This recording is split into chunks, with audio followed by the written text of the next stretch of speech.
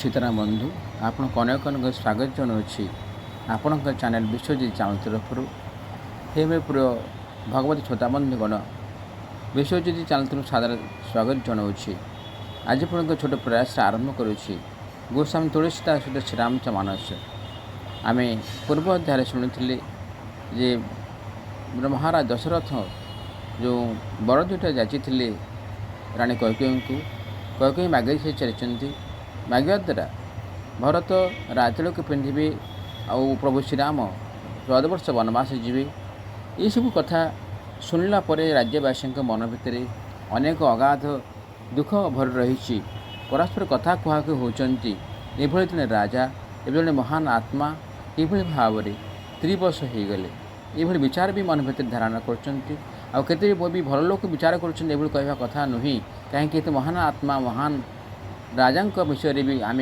कौन आलोचना करवा अनुचित ये विचार करते आसतु आज आम शुणा तापर कौन रही तेणु पूर्व प्रभुंर से दिव्य नाम को स्मरण करवा आरंभ करवा परम पवित्र परम धार्मिक परम पुण्यदायी से गोस्वामी तुलसीदास श्रीराम मानस ओम रामजं लक्ष्मणं सीतापति सुंदरं काकुस्तं करुणाकरं गुणधिगुणायकं विप्रप्रियं धार्मिकं राजेन्द्रं सत्यसंधं दशरथतनयं श्यामलं शान्तमूर्ति वन्दे लोकाभिरामं रघुकुलतिलकं राघवं रावणारी ओं मनोजवं मारुततुल्यवेगं जितेन्द्रियं बुद्धिमता बलिष्ठं वातात्मजं वानरयूथमुख्यं श्रीरामदूतं शरणं प्रपद्ये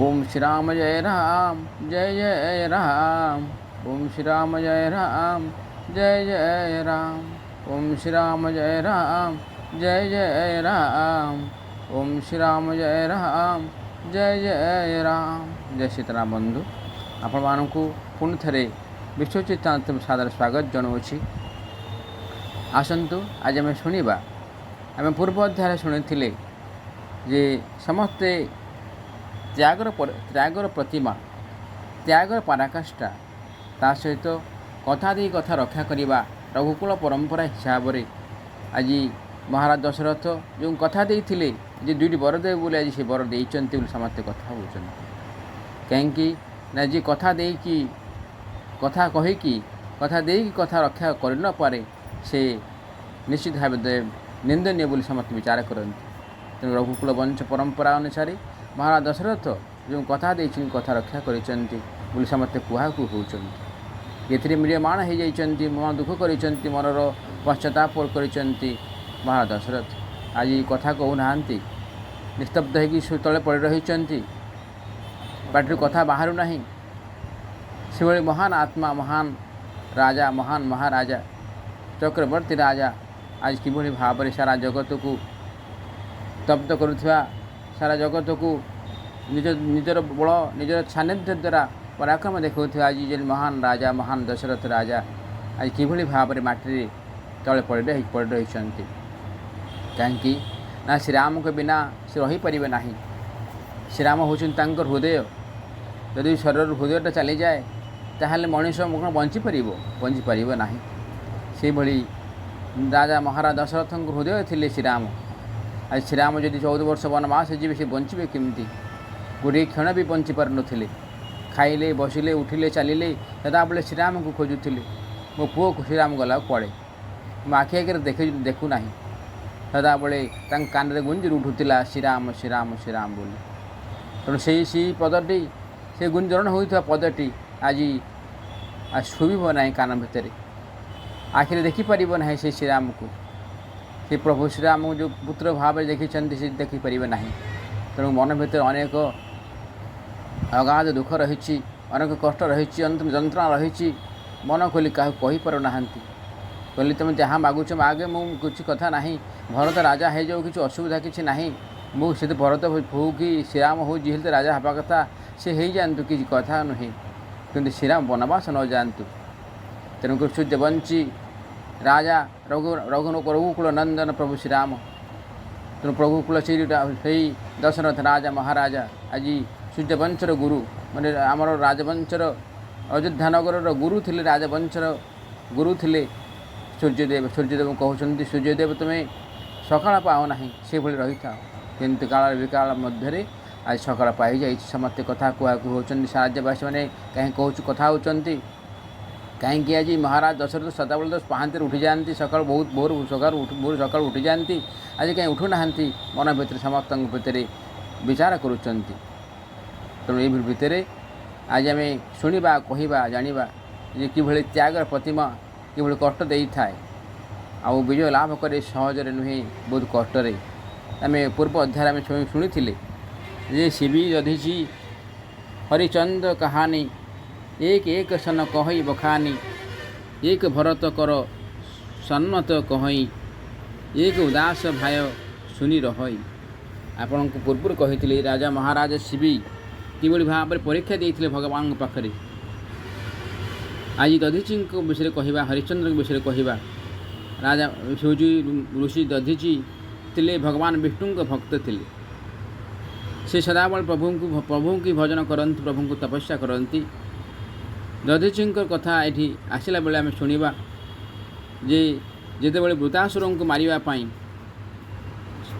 ଦେବତାମାନେ ଦେଖିଲେ ବୃତାସୁରଙ୍କୁ ମାରିବା ଆମେ ସହଜ ନୁହେଁ, ଆମେ ମାରିପାରିବୁ ନାହିଁ, ତେଣୁ ଭଗବାନଙ୍କ ପାଖରେ ପ୍ରାର୍ଥନା କରିଥିଲେ। ଭଗବାନ ବିଷ୍ଣୁ କ'ଣ କରିଥିଲେ, କହିଲେ ତୁମେ ଯାଅ ଦଧିଚିଙ୍କ ପାଖକୁ ଯାଅ, ଋଷି ଦଧିଚିଙ୍କ ପାଖକୁ ଯାଅ, ମହର୍ଷି ଦଧିଚିଙ୍କ ପାଖକୁ ଯାଅ, ତାଙ୍କୁ କହିବ ତାଙ୍କ ଶରୀର ଦାନ କରିବା ପାଇଁ।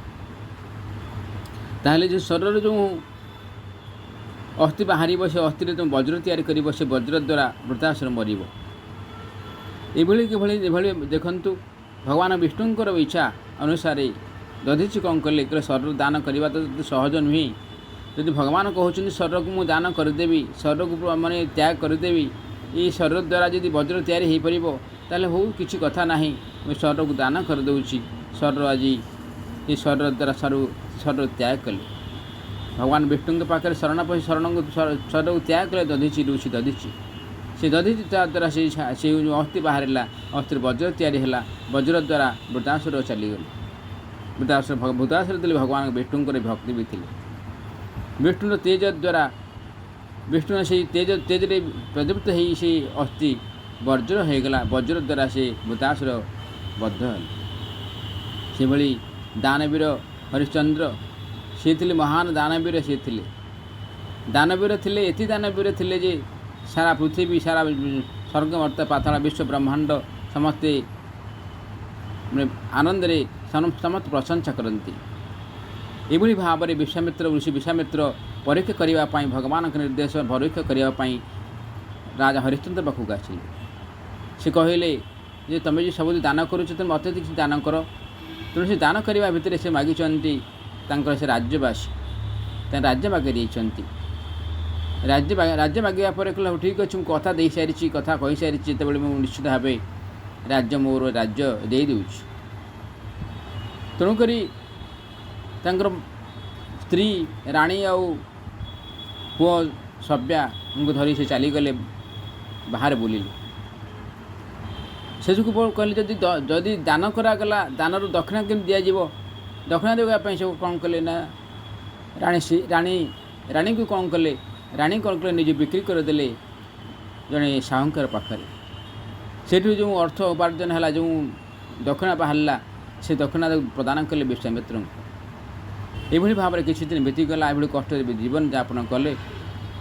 ଆଉ ଏହି ସମୟରେ କ'ଣ କଲେ ନା ରାଜା ହରିଶ୍ଚନ୍ଦ୍ର ଶ୍ମଶାନରେ ଜଗୁଆଳି ଭାବେ ରହିଲେ।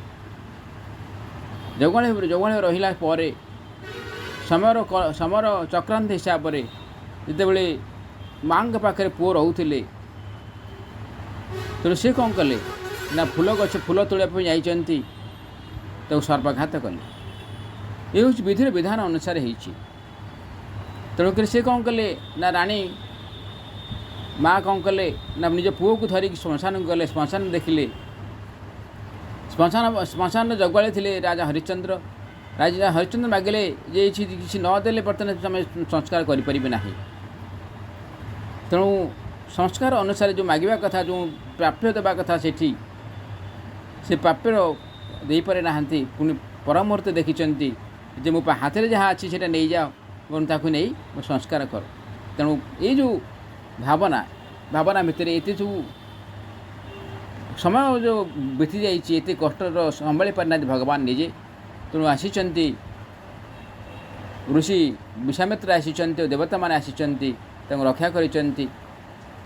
ତେଣୁ ଏଇ ଯେଉଁ ପରୀକ୍ଷାରୁ ଉତ୍ତୀର୍ଣ୍ଣ ହୋଇଛନ୍ତି ଭାବେ କହିଛନ୍ତି, ତୁମେ ପରୀକ୍ଷା ଆମେ କରୁଥିଲୁ, ପରୀକ୍ଷା ତୁମେ ଉତ୍ତୀର୍ଣ୍ଣ ହୋଇଯାଇଛ, ପ୍ରକୃତରେ ତୁମେ ଦାନବୀର ହରିଚନ୍ଦ୍ର। ତେଣୁ ଏଇଭଳି ବିଚାରଧାରା ଭିତରେ ଉଦାହରଣ ଦିଆଯାଇଛି ଯେ ମହାରାଜ ବେଶୀ ଆଉ ମହାରଷି ଦଧିଚି ଆଉ ମହାରାଜ ଦାନବୀର ହରିଚନ୍ଦ୍ର ବିଷୟରେ କଥା କହୁଛନ୍ତି।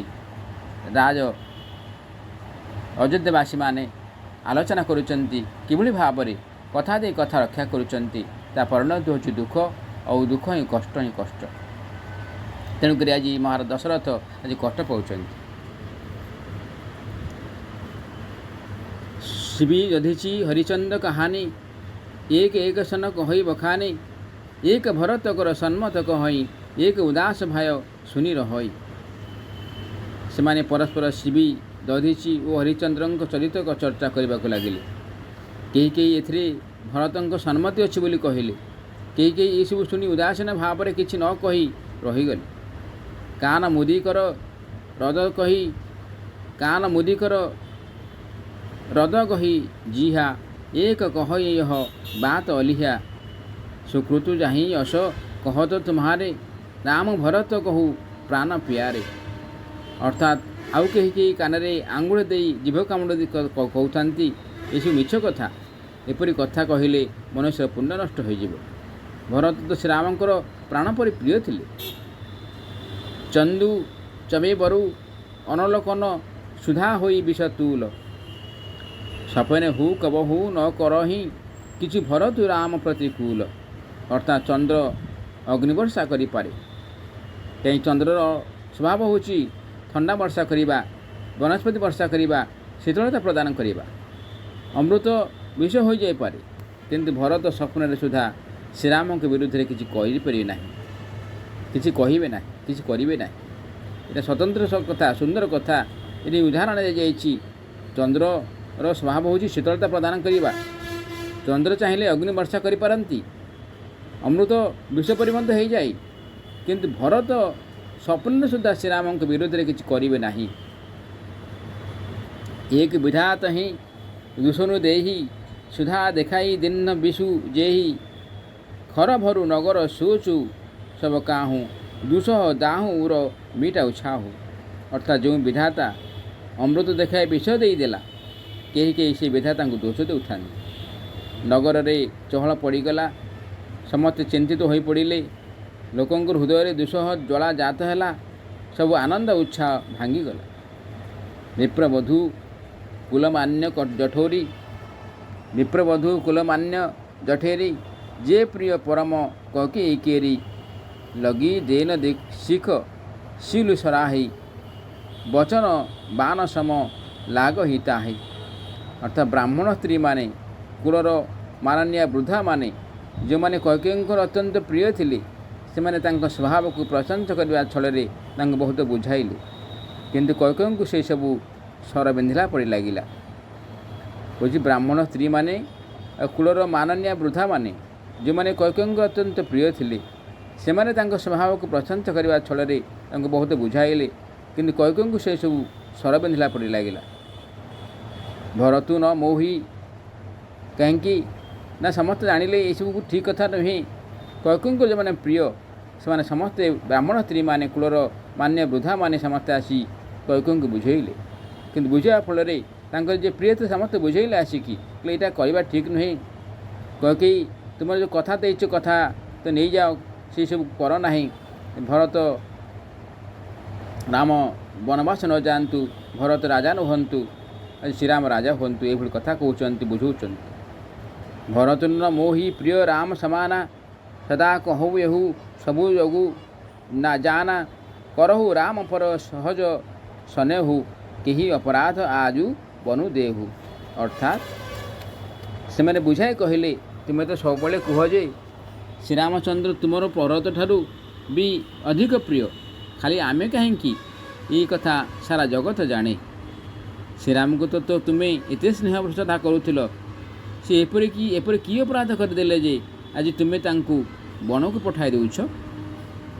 କବହୁ ନ କିହଉଁ ସବତି ଆରେଷୁ ପ୍ରୀତି ପ୍ରତୀତି ଜାନ ସବୁ ଦେଶୁ କୌଶଲ୍ୟା କାହ ଅବିଗାରା ତୁମ ଯେଇ ଲାଗି ବଜ୍ରପୁର ପାରା।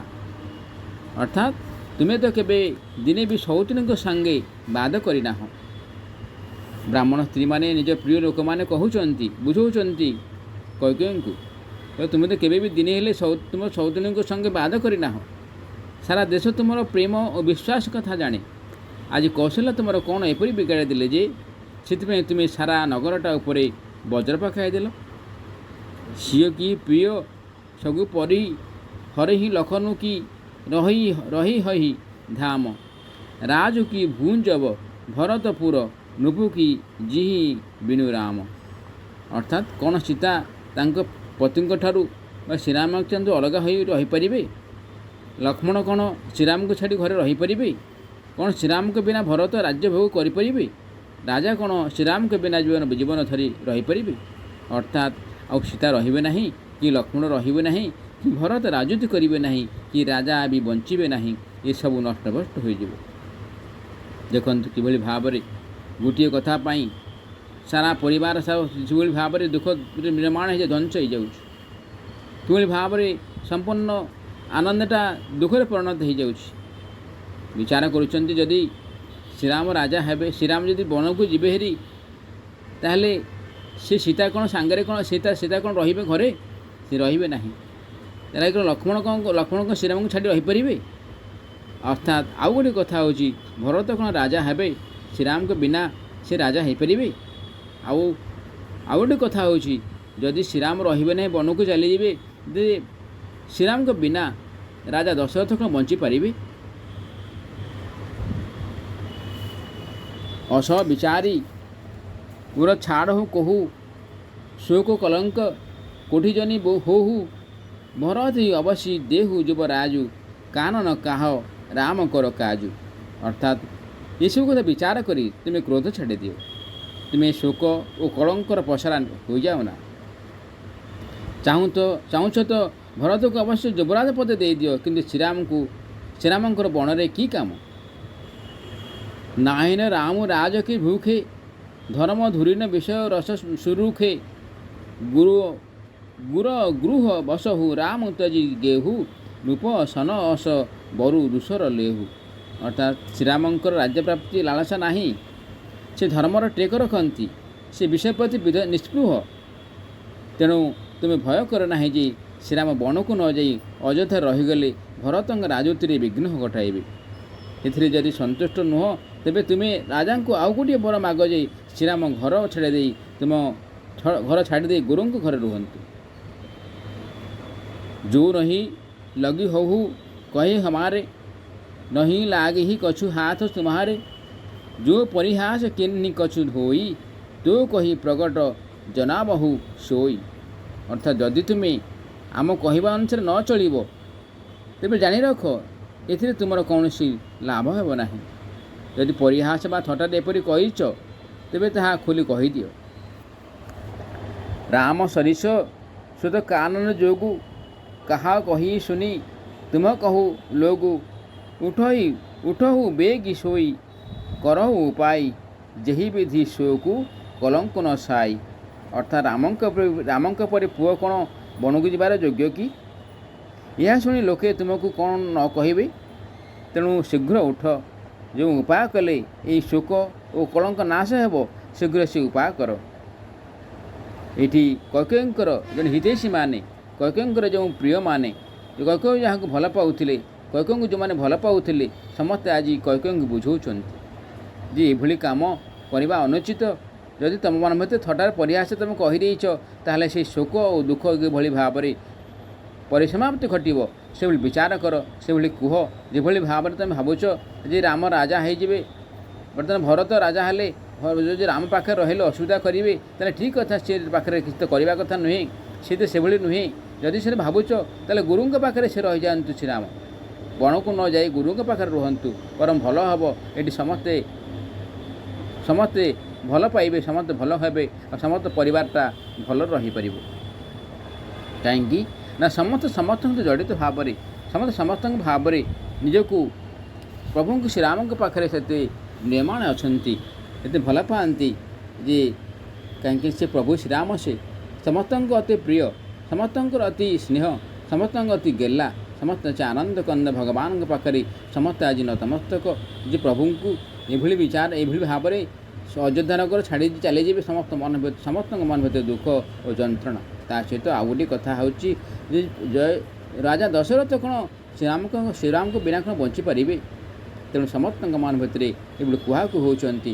ଏଇ ଯେ ସମସ୍ତେ କହୁଛନ୍ତି ଯେ କୈକେୟୀଙ୍କୁ ଯେଉଁ କଥା କହିଛନ୍ତି ସେ କଥାଟା ନିଜ ଭିତରକୁ ନେଇଯାଆନ୍ତୁ, ଭିତରକୁ ପୁଣି ତାକୁ ମାନେ ନିଜ ପାଖକୁ ନେଇଯାଆନ୍ତୁ, ସେସବୁ ଛାଡ଼ି ଦିଅନ୍ତୁ। ମନ ଭିତରେ କ୍ରୋଧ, ମନ ଭିତରେ ଯେଉଁ ଭାବନାଟା ଛାଡ଼ି ଦିଅନ୍ତୁ, କ୍ରୋଧ ଛାଡ଼ି ଦିଅନ୍ତୁ।